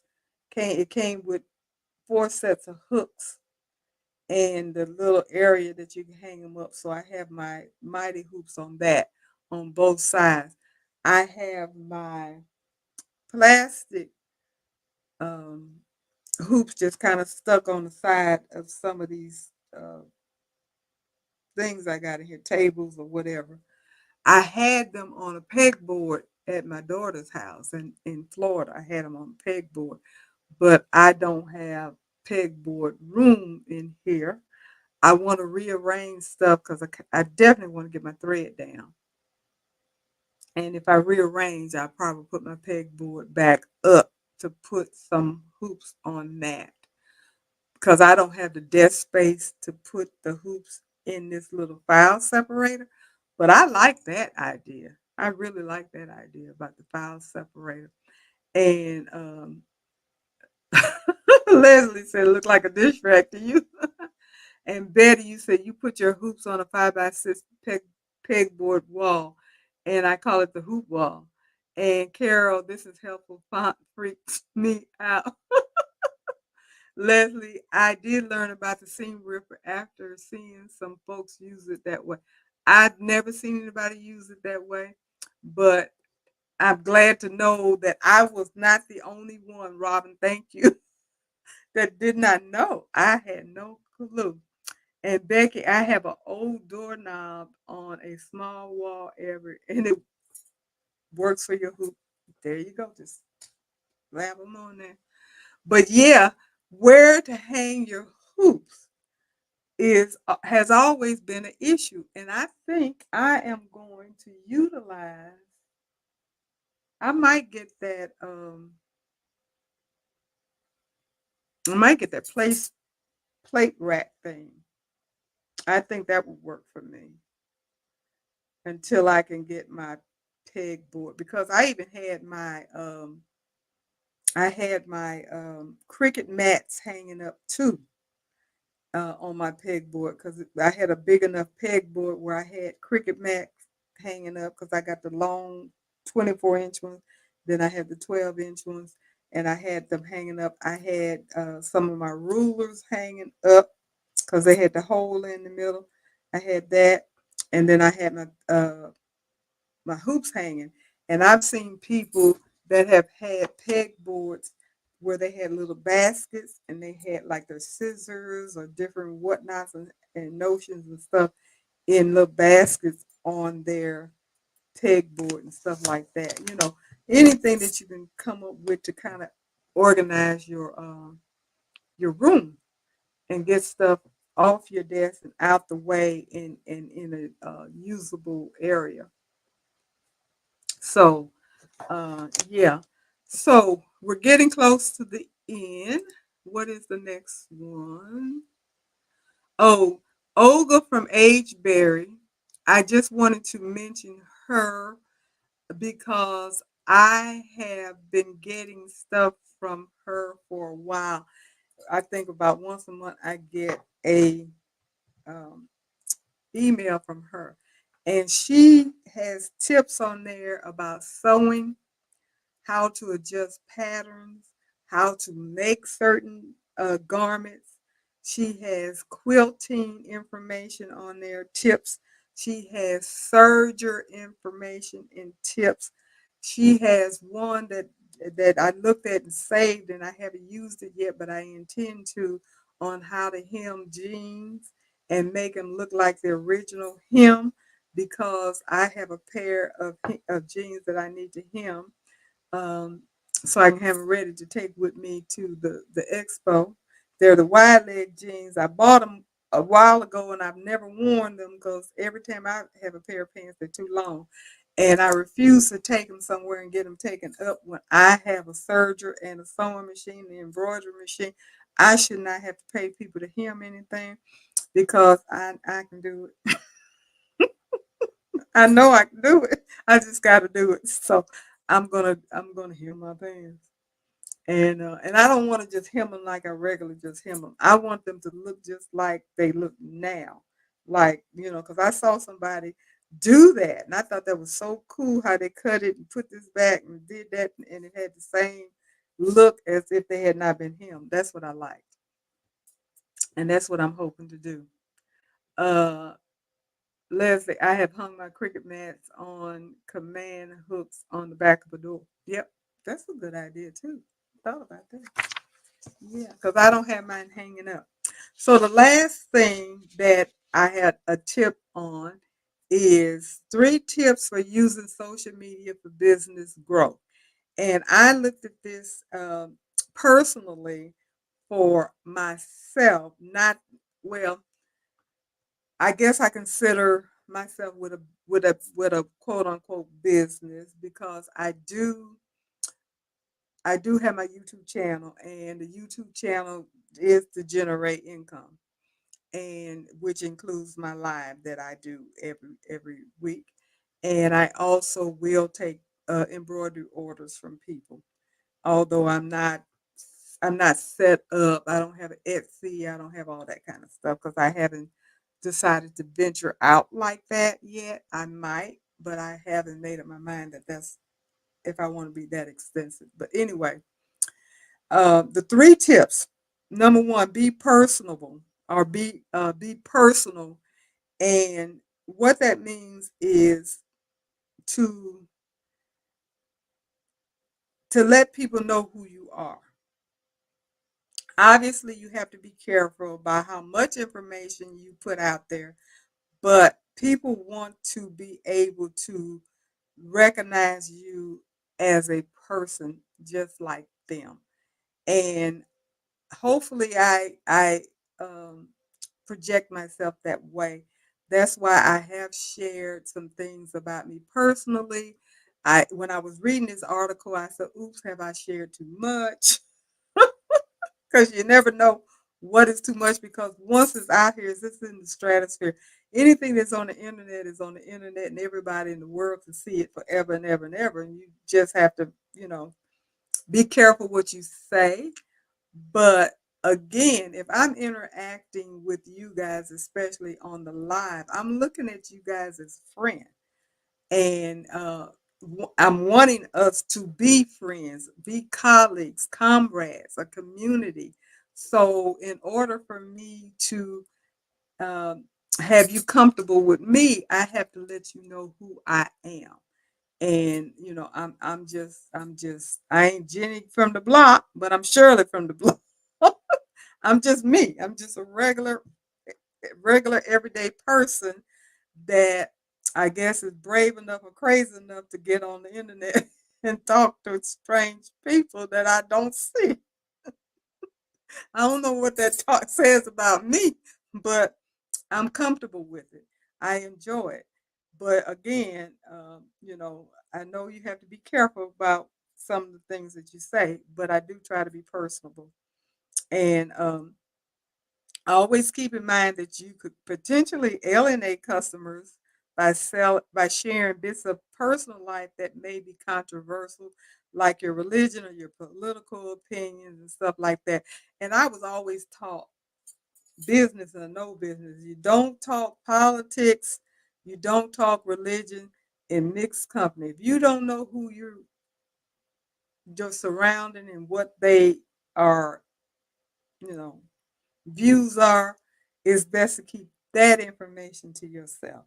And I practice that. I don't in public talk about what my uh especially political views are.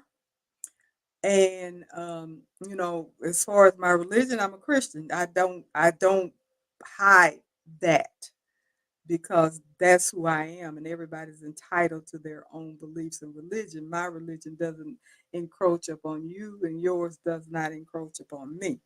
But I do know hot buttons and hot topics like uh, politics and stuff like that can definitely, and all this other stuff that people talk about in the news every day, all day long, is not something that we need to discuss in a platform like this because we all have our own personal biases and views and what have you.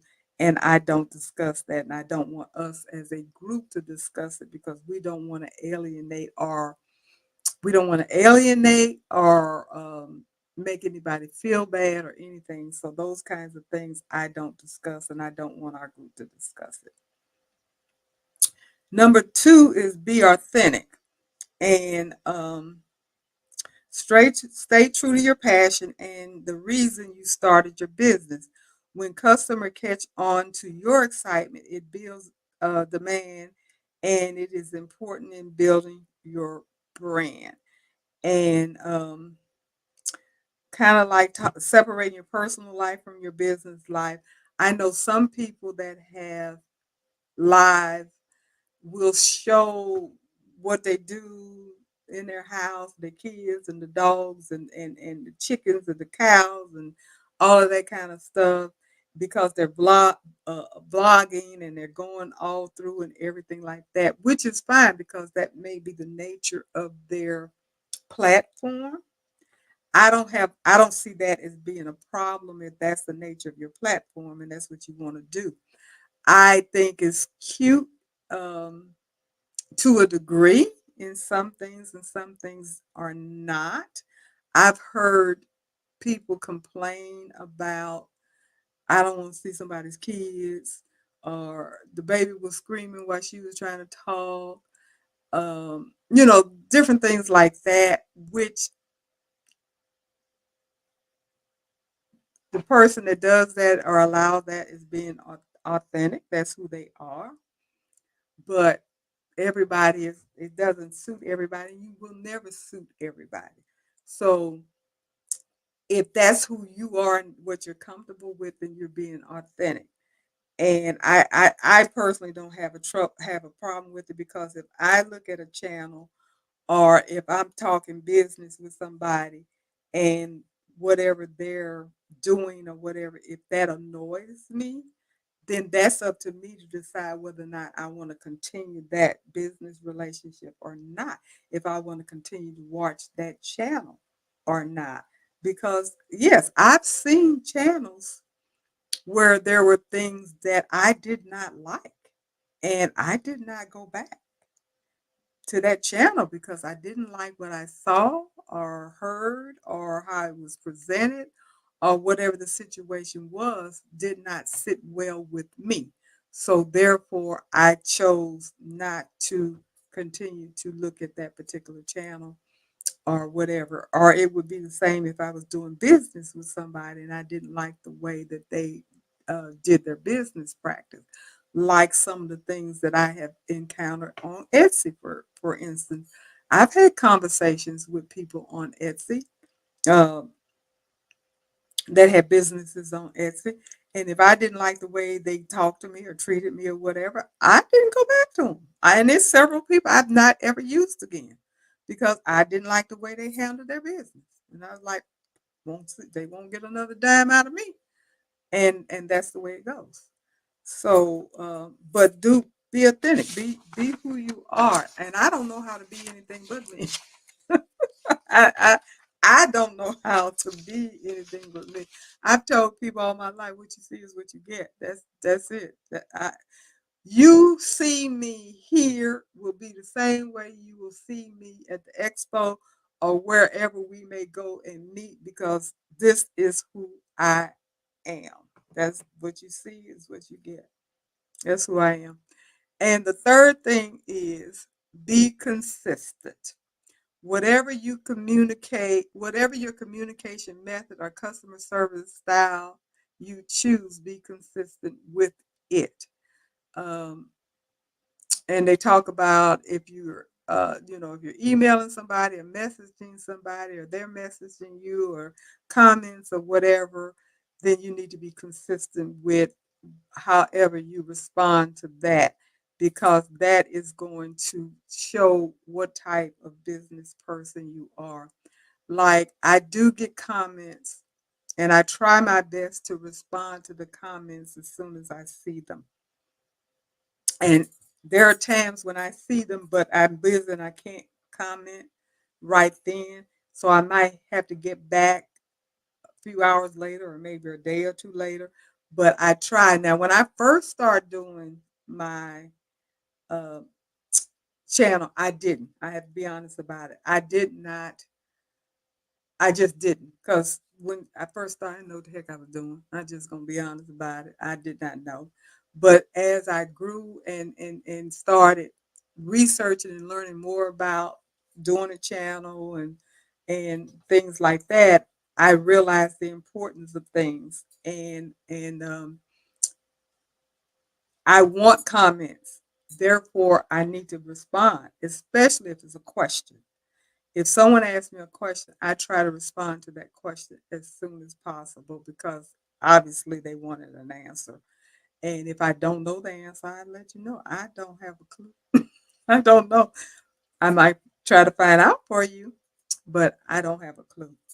So those are the tips that I wanted to share with everybody. Hopefully you guys got something useful out of these tips. I thought they were pretty cool and and interesting, and learn something different. So let me see. Leslie, you have done the original hymn for a few of your friends and made some money. Okay. So you know how to do that original hymn. I have to figure that out. I've seen it done. I've never tried, but I'm gonna try it.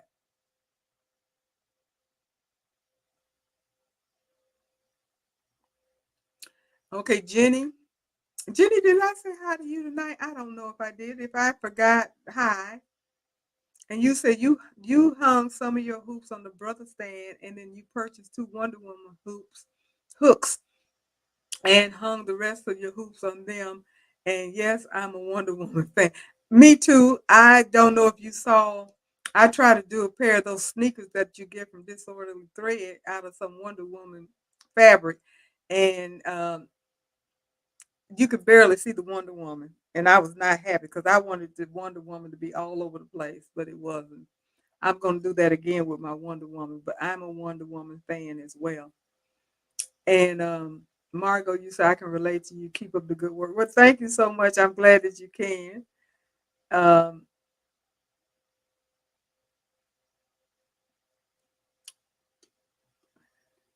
and Evelyn, you said real good tips. Thank you so much. I really enjoy those tips. Thank you. I do appreciate. I was hoping that you guys would get something out of the tips like I did because I thought that they were pretty interesting pieces of information. And like I said at the very beginning, uh, we can learn something every day. Learn something new. Learn something new because even with the fact of learning how to use the doggone seam ripper, I had no clue. I enjoyed the tips great life. Well, thank you, Rob, and I do appreciate that. I do appreciate every one of you guys, especially my regulars that come to me every week. You have no idea how much you make my day. You have no idea how much I look forward to our Tuesday night um, get together. You know, I see you guys as my community, my group, my co-conspirators where we can get together and just talk and laugh and share information and learn because I learn from you guys too. When you tell me how you do things and what you did and stuff like that, I enjoy that because I'm here to learn as much as I can and I'm here to share with you guys as much as I can as far as learning. And sometimes it gets a little difficult for me to kind of come up with something fresh and new and something interesting that I think that you guys would want to hear because I don't want it to get stale. But and that's why I ask for suggestions, really, please suggest if you have a burning interest in something. I do appreciate the suggestion because it helps me a lot. I don't mind doing the research and looking something up, even if it's a project or something I've never done, and I'll look it up and see if I can. I'll try it. Who knows? I might be able to do it. I might not. If I can do it, then yeah, I did it, and then I'm gonna let you know I did it. And if I can, I'm like, I couldn't do that. I tried. But I will. I puzzle my brain even now because I haven't done um, as many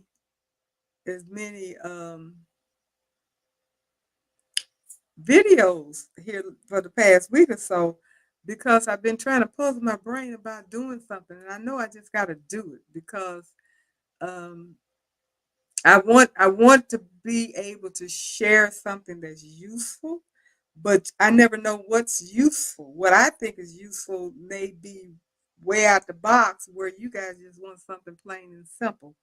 I don't know. But I do puzzle my brain a lot trying to figure something out. And Marina, we love coming in and joining the community. Thank you so much. I appreciate that. Leslie said I got turned off by a few sites that were more into building their business and less about sharing. Love you and others that share. Well, thank you. And thank you for Jenny. Thank you for the super chat. I do appreciate it. Love hanging out with Miss Shirley on Wind Down Tuesday. Thank you so much, Jenny. I do appreciate the super chat. You don't know how important that is. And as far as You, Leslie, you were saying turn off by a few sites that were more into building their business. Now, that's important. It is important, but I don't want that to be the forefront. I don't want that to be um, my main objective because I've been blessed to have been in sales for a long time. I worked as a pharmaceutical rep for almost 20 years, and I've done other medical sales after that. And even before that, as a child, my mother um, had a store in St. Louis. And I was a little girl because I was 11 when she passed away. So I was a little girl. I think I started working in the store when I was like 8. And I mean working in the store. And her thing that she always impressed upon me, even way back then, the customer is always right. And you always want to do something that is going to be beneficial to the customer. And if you do good by the customer will do good by you. So your main focus is always on your customer. When I was a pharmaceutical rep, my job was to provide information to my doctors. We didn't do sales per se. My teaching encouraged them to prescribe the medication I represented because we would call sales representative, not people call them drug rep, sales rep stuff, but we didn't sell anything. We educated the doctors, and based upon the information we provided, they would make the decision whether or not to prescribe our drugs or not. That's how the sales were made. And they knew whether or not we were doing a good job based upon how many prescriptions were written in our territory that generated the sales and so forth and so on. So that's kind of how it went. But I had to make good person, I had to have that good personality, that relationship building with my customers. They had to trust and believe in me. When they saw me coming, they knew I was going to do right by them. I wasn't going to try to snowball them and convince them to do something that was not beneficial to them just to get that one little sale. And then they find out what I said wasn't true, and then I don't get sales no more. That wouldn't have made no sense. So I've always felt like I want to be of some value. I guess that's the best way. I want to be of some value. If I'm not of any value to you guys, I'm not doing what I set out to do. What is my business? My business is to provide information and value to my audience. And that's what I try to do every time I do a video or every time I do a live. So that's what makes me happy. It really does. When I think that you all are enjoying it and getting something out of it, I'm happy. I'm very happy. And let's not that building their business is bad, but they weren't consistent like you and a few others. Yeah. And I can't speak for other people because I get you, because I look at other people's channels too. I do. All of us that are in this YouTube world, Facebook world, we look at other people's stuff. We're not just looking. I see other people up here. I have people that I go to all the time, and there are people that have turned me off. As I said, there are people that were saying things, doing things, or whatever, not being consistent, not presenting what I thought was beneficial for me. And if I didn't have any confidence in them, I guess, then I stopped watching. If I wasn't getting anything out of it, why would I waste my time watching? So that's why I want you all to tell me the good, the bad, and the ugly. Because if I misstep or whatever, I need to know that as well. Even if you do it quietly, that would be nice. But I do want you not to forget to give me a thumbs up, please. Everybody please, if you guys are saying you like the show and everything, please give me a thumbs up. It is very important. It does help with the growing of the channel and all of that. So I would greatly appreciate your thumbs up, and of course share. And who was that came in that said their friend told them to come tonight? And I'm so glad that that happened. So that means it was being shared, and I do know that you guys do share because I get analytics that tells me who did. Well, it doesn't tell me who did it. It just tells me stuff was shared, stuff was liked, comments were made, those kinds of things. And I always want those numbers to go up because that does make the channel grow, and as the channel grows, the business grows, blah blah blah blah blah. That's just kind of how it goes. But anyway, hopefully we will continue to do that.